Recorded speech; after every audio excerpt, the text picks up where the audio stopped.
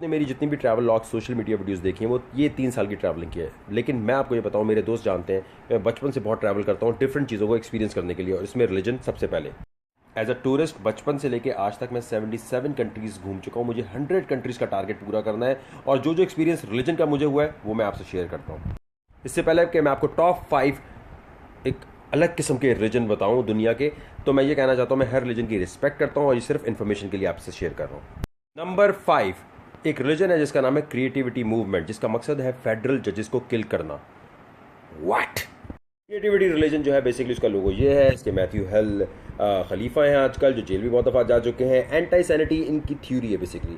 और number 4 I have for you church of euthanasia. ये एक बड़ा अजीब सा रिलीजन है जो कहता है कि बैलेंस क्रिएट करना है इंसान और नेचर के दरमियान, लेकिन कैसे? और number 4 I have for you church of euthanasia. ये एक बड़ा अजीब सा रिलीजन है जो कहता है कि बैलेंस क्रिएट करना है इंसान और नेचर के दरमियान, लेकिन कैसे? बॉस्टन मैसाचुसेट्स से बनने वाले इस रिलीजन के अंदर जो बैलेंस वो क्रिएट करना चाहते हैं नेचर और ह्यूमंस के दरमियान, वो इस तरह के जी जितने दरख्त मार रहे हो ना, इतने इंसान भी मार दो। तो वो मारना चाहते हैं इंसानों को।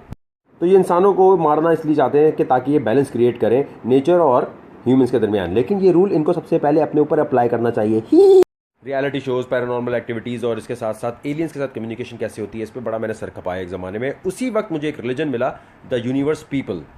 आइवो बेंडेक्स जो इस रिलीजन के क्रिएटर हैं, अच्छा इस रिलीजन को कॉस्मिक पीपल भी कहा जाता है, उनका जो है बिल्कुल एक मानना है कि उनकी एलियन से डायरेक्ट बातचीत।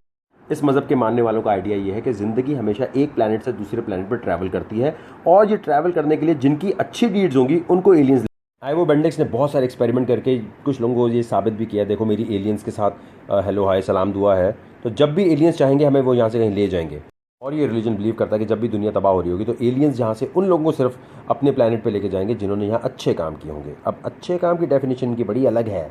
द चर्च ऑफ साइंटोलॉजी, जी बिल्कुल वही जो टॉम क्रूज फॉलो करते हैं और बहुत सारे और एक्टर भी फॉलो करते हैं जी, इल्यूमिनाटीज नहीं, डिफरेंट बात हो रही है। ये रिलीजन इस थ्योरी पे चलता है कि भाई जीनो कोई शख्सियत है जो गैलेक्सी में कहीं रहती है और वो हमें यहाँ लेकर आई है और उसी ने हमें आबाद किया है। पौका।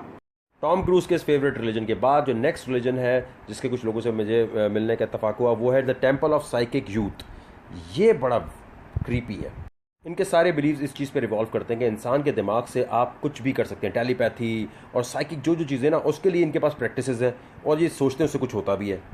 इनकी थ्योरीज, इनके इबादत करने का सारा स्टाइल सिर्फ इस चीज़ पे चलता है कि इंसान अपनी साइकिक पावर्स को यूज़ करके ज़िंदा है और उसी का सर्वाइवल सिर्फ मैजिक के। इनकी एक बाइबल भी है, लेकिन मैं ये पूछना चाहूँगा कि अगर अपने आप को साइकिक कहते हैं तो साइकिक की स्पेलिंग जो है वो सही क्यों नहीं लिखी हुई? पहले स्पेलिंग सही कर लें फिर दिमाग सही हो जाएगा। इनके इबादत के तरीके में सेक्सुअल एक्टिविटीज़ की इन्वॉल्वमेंट बहुत ज़्यादा होती है, और ये सोचते हैं कि अगर सेक्सुअल एक्टिविटीज़ बहुत हैवी होंगी तो दिमाग ज़्यादा चलेगा और आप जादू। इसी रीजन के मानने वालों का क्लेम ये है कि जितनी भी ये वर्ल्ड पावर्स हैं, वर्ल्ड लीडर्स हैं, इन सबको हम कंट्रोल कर रहे हैं। हमारे इबादत की वजह से ये सारी दुनिया चेंज हो रही है। एक और बड़ा अजीब किस्म का रिलीजन है जिसका नाम है रियलिज्म, और रियलिज्म के मानने वालों का ये सोचना है कि जी एलियंस ने बहुत अर्से पहले इंसानों को अपनी लैब में क्रिएट किया था और यहाँ भेज दिया। इसके क्रिएटर, इसके लीडर रेल, उनका नाम रेल है, वो कहते हैं हमें मुझे एलियन रेल बुलाते हैं। उनका मानना ये है कि 2025 ईयर में एलियंस विजिट करेंगे जेरूसलम। ये इस मज़हब का लोगो है, ये इसकी होली बुक है, और ये इसके क्रिएटर हैं जो कहते हैं जी मुझे जीसस और बुद्धा से एलियंस ने जाके दूसरे प्लेनेट पे मुलाकात करवाई, फिर मैंने एक और स्टार वॉर्स में जो जेडाई का सीन है ना, जेडाइज्म इज़ अ रिलीजन। जी बिल्कुल, एक रिलीजन है ये एक्चुअल में। इस रिलीजन के मानने वाले ये बिलीव करते हैं कि बाकी जो स्टार वॉर्स में फोर्स दिखाई हुई है ना, वो वाकई फोर्स एग्जिस्ट करती है, वही दुनिया चला रही है और उसी के थ्रू ये लोग जी रहे मर रहे हैं। सब बताने का मकसद ये कि हमारे मुल्क में सिर्फ यही पता होता है इल्यूमिनाटीज़।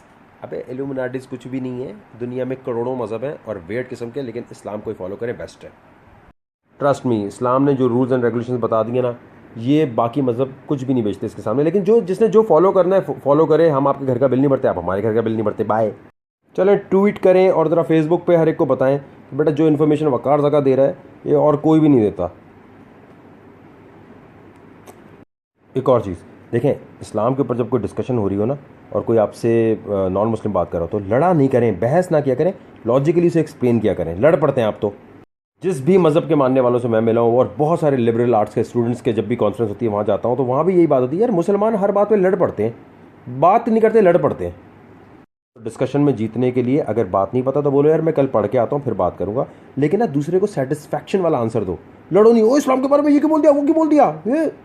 अभी देखें यूट्यूब के चैनल पे जो ये सारी इन्फॉर्मेशन यहाँ डाल रहा हूँ ना, इसके बाद मैं सेक्सुअल कंटेंट डालूंगा और देखना उसके व्यूज़ और इसके व्यूज़ में कितना फ़र्क होगा। तो ये दिखा रहा है आवाम कितनी